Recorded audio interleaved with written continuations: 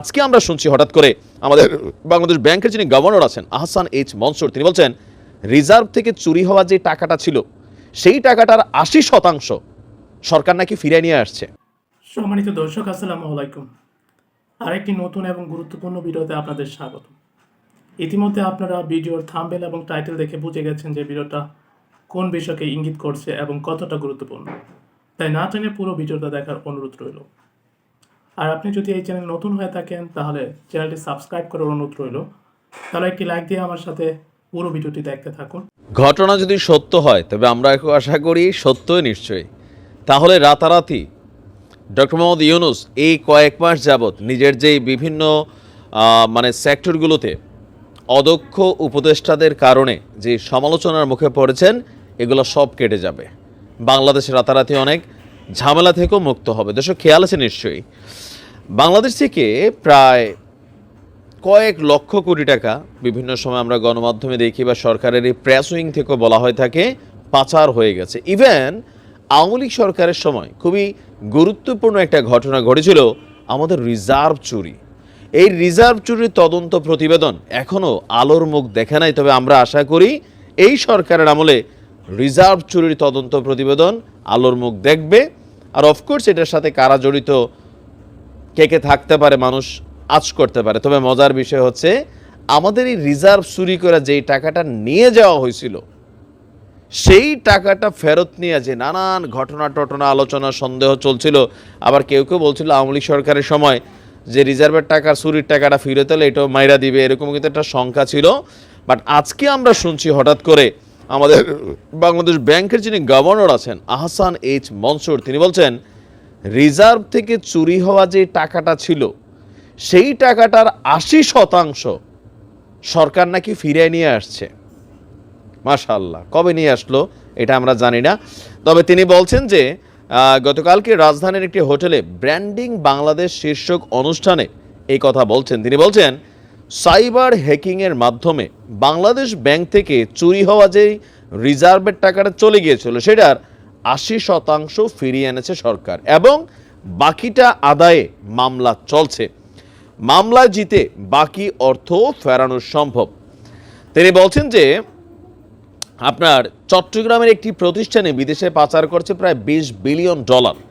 পাচারকৃত যেসব অর্থ আছে তো এদেশ থেকে গত 15 বছরে সর্বোচ্চ পরিমাণ টাকা পাচার করছে অবশ্যই আওয়ামী লীগের বিভিন্ন বড় নেতারা, পাশাপাশি সরকারের প্রশাসনে থাকা বিভিন্ন আমলারা কামলারা অনেকেই তারা কিন্তু এদেশ থেকে টাকা পাচার করে বিদেশে বাড়ি গাড়ি এই সেই তারা করছে। এখন অনেকেরই সেকেন্ড হোম, এই যে ডিবি হারুনেরও সেকেন্ড হোম আমরা শুনতাম আমেরিকা, এখন তো শুনছি যে তিনি আমেরিকাতে নাকি আছেন। অনেক মন্ত্রী এমপির এদেশ থেকে টাকা পাচার করছে।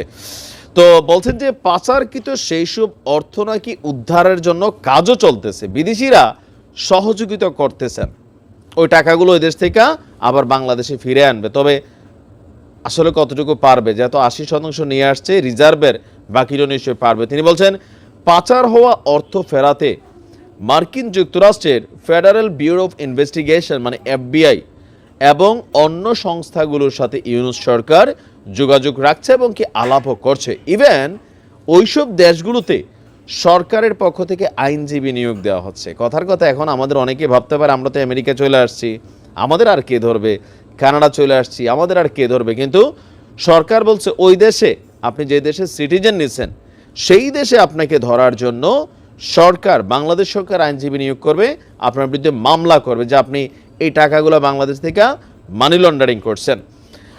আর এছাড়াও তিনি আপনার আমাদের রেমিটেন্সের এখানেও নানান বক্তব্য দিয়েছেন। তারপর এখানে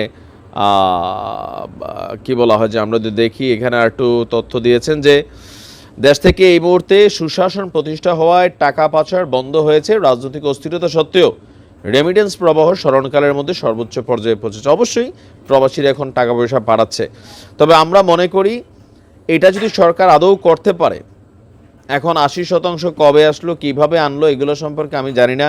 আমার হয়তো নিউজে চোখ পড়ে নাই নাকি আসলে আমরা নিউজই পাই নাই, দুইটার একটা হয়েছে। যদি আমার নিউজে চোখ না পড়ে থাকে কোনো সমস্যা নেই, তবে জাতির সামনে প্রকাশ করা উচিত ওই রিজার্ভ চুরির ৮০% টাকা কবে কত তারিখে আমরা পাইলাম, এটা কি আওয়ামী লীগ সরকারের সময় আসলো নাকি ডক্টর ইউনূসের সরকার এই টাকাটা রিটার্ন আনলো? এই মামলাগুলো কি ওই সরকারের চলমান মামলা নাকি এই সরকারের চলমান মামলা? এগুলো কিন্তু একটি ইস্যু আছে। সো আমরা চাই বিষয়গুলো পরিষ্কারভাবে জাতির সামনে আসুক।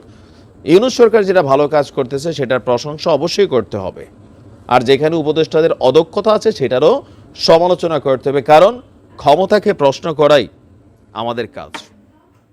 ধন্যবাদ, ভালো থাকুন। সম্মানিত দর্শক, সম্পূর্ণ ভিডিওটি দেখার জন্য আপনাকে অসংখ্য ধন্যবাদ। ভিডিওটি ভালো লাগলে একটি লাইক দিয়ে আপনার বন্ধুর সাথে শেয়ার করতে পারেন। সেই সাথে আপনার গুরুত্বপূর্ণ মতামত আমাদের কমেন্ট বক্সে জানিয়ে দিতে পারেন।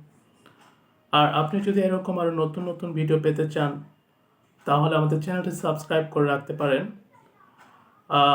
এবং পাশে থাকা নোটিফিকেশন বেল আইকনটি অন করে রাখতে পারেন। যখনই আমরা ভিডিও আপলোড করব আপনাদের চ্যানেলের সঙ্গে সঙ্গে পৌঁছে যাবে। সম্মানিত দর্শক, সম্পূর্ণ ভিডিওটা দেখলেন যে ভিডিওটা কতটা গুরুত্বপূর্ণ এবং বর্তমান সময়ে যেই বিষয়গুলো নিয়ে আলোচিত হচ্ছে বা সমালোচিত হচ্ছে সেই বিষয়গুলো আমাদের ভিডিওতে আমরা তুলে ধরি এবং আমাদের চ্যানেলে আপলোড করি। তাই এরকম গুরুত্বপূর্ণ তথ্যগুলো পাওয়ার জন্য আমাদের চ্যানেলকে সাবস্ক্রাইব করে রাখতে পারেন। তো এখনকার জন্য বিদায় নিচ্ছি, কথা হবে অন্য ভিডিওতে। ততক্ষণ পর্যন্ত ভালো থাকবেন। আল্লাহ হাফেজ।